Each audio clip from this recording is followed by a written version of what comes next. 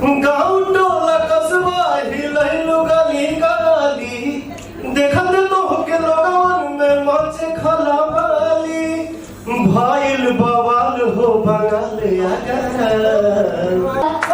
कैले बा कमाल तोहर लाल घाघरा कैले बा कमाल तोहर लाल घाघरा। दोस्तों भोजपुरी इंडस्ट्री में शायद पहली बार हुआ है कि कोई गाना आए और देखते ही देखते पहले नंबर पर ट्रेंड करने लगे महज कुछ ही घंटों में।